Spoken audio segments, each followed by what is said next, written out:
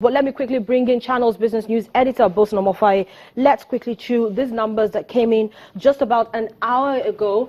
And of course, take a look at the reaction from the office of the Vice President. Bosun, good morning to you. I am supercharged this morning. Yeah. I feel the blood. I feel the pain, even though we already knew what those numbers were going to come out looking like. I think the first thing to say here, and good morning, everyone. The first thing to say here is that there were feelers late last night that the presidency or the Nigerian government will react to this numbers. So I'm not surprised when about 15 minutes ago or thereabouts, this press statement came from the office of the Vice President. And let me also put it on record that this is the first time that the Nigerian government would issue a statement on the day that the Bureau of Statistics will release a number of economic data. So, and this shows that, yes, this is really hitting home really hard. The entire social media network, media platform around the world are very, very key on this. But again, this coming in from the office of the Vice President, Professor Yomi Oshibajo from the media office and the office of the economic advisor to the Vice President is very, very key, considering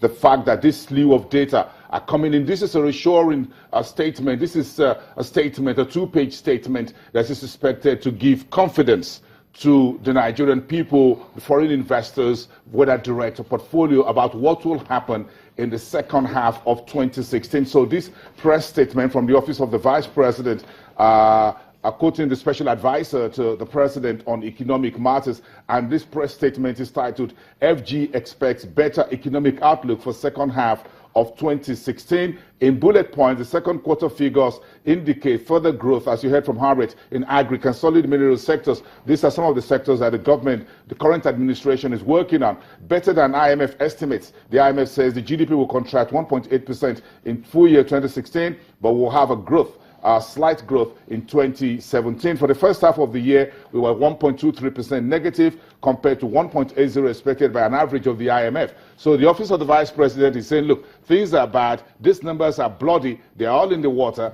but not as bad as the IMF predicted. Yes, he actually says that the second half will be better than the first half because of many challenges faced in the first half either no longer exist or have ceased. Yes, that's how the two-page statement concludes. But again, if you go back to part of the data that the NBS, the Statistics Office, released today, unemployment, and on page 2 of this press statement from the office of the Vice President, the Special Economic Advisor to the President Buhari himself, President Muhammadu Buhari himself, acknowledged in then one paragraph, say, and I will quote this, quote, unemployment remains stubbornly high, which is usually the case during growth slowdowns and for reasons of a structural nature.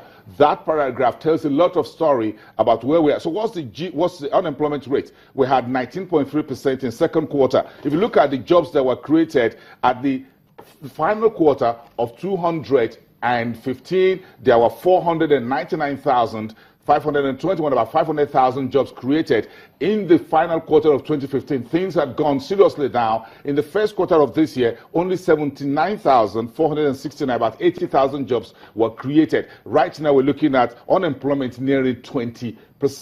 And the government now acknowledging and saying, look, unemployment is stubbornly high, again, because of the slowdown in growth in the economy and for reasons of a structural nature. And Harriet, and I think that's where this conversation would move forward as soon as the rest of the media lay hands on this two-page statement and say, look, what is the structural nature of the Nigerian economy that makes unemployment continue to rise and job creation becomes a little bit tenuous or difficult? Of course, Bosun, you've been reading most of reports, especially from exotics, talking about SMI and the PMI, and how, of course, there hasn't been so much improvement in terms of job creation. We're seeing that, particularly from the private sector, which used to contribute more than the usual average, number of jobs, has also slowed down because of the economy. There really isn't anything happening. But this is very comforting coming from the office of the Vice President, who, of course, is supposed to be the chief economic advisor or the chief economic driver, second in command to the president, telling us that everything is okay, everything's on track, policies are on track to make sure that those key sectors that have been highlighted, agriculture and the solid mineral sector, will, of course, continue to thrive, and they will make sure that those sectors in particular grow the economy in terms of revenue? Very interesting also the speed at which this press statement came from the presidency.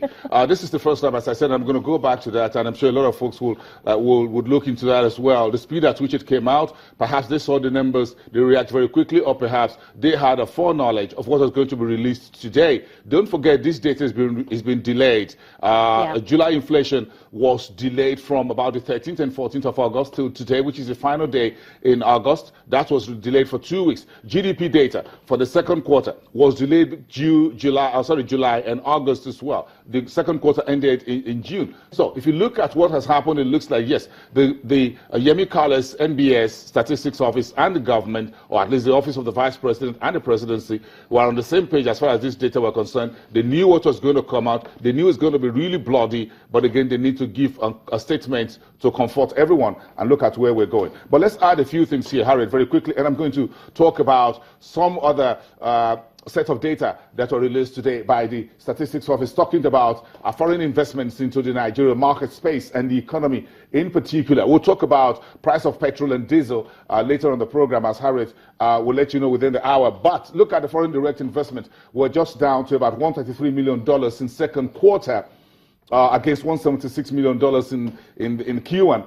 In Q4 2015, we're about $211.1 million. In other words, we've seen a steady decline in foreign direct investment into key sectors of the economy since 2015. $211 million in Q4, down to $133 million in Q2.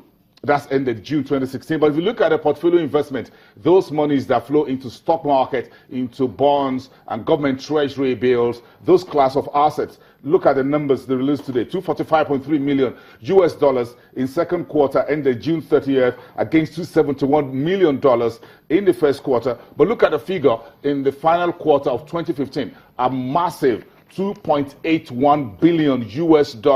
In other words, if you look at these numbers, we've lost about $2.6 billion in foreign portfolio investment into the economy here over a 9-month period. At the end of last year, December, we were doing $2.8 billion in terms of net portfolio investment. At the end of June, just about 6 months after, we had only $245 million. And that will explain the liquidity surfeit that we have in the foreign exchange market. Those monies aren't coming in. Foreign investors took about $2.6 billion out of the economy, and things were really, really nasty. Look at capital importation table.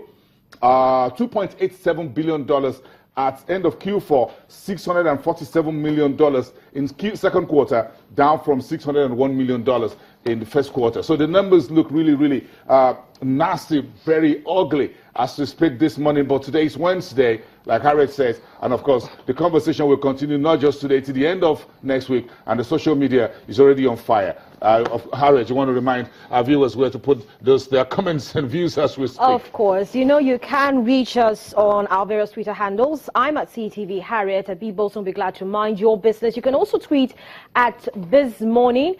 We're definitely going to get your tweets if you tweet them as quickly as possible and react to those comments and the issues, of course, on the table before us. We've got a number of data that we're chewing over this morning: inflation, GDP, underemployment, unemployment, all from the National Bureau of Statistics, released this morning, some over 1 hour ago. And of course, you know, you can tweet at the Big Brother at Channels TV.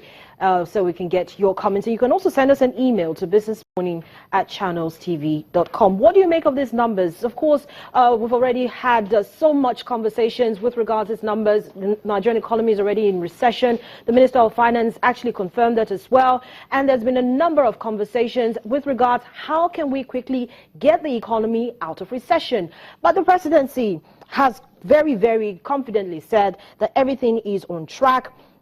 Further growth in the agri-consolidated mineral sectors, according to reports from the National Bureau of Statistics, shows that something is being done right in those particular sectors. And so we're very sure that we can begin to see quick growth in those sectors of the economy that will bring revenue. And so as we continue to focus on this data, we'll be right back on the program. We're going to be talking about also latest petrol prices. We'll take a look at the price high for diesel and, of course, for petrol in the month under review. We'll be right back. Stay with us.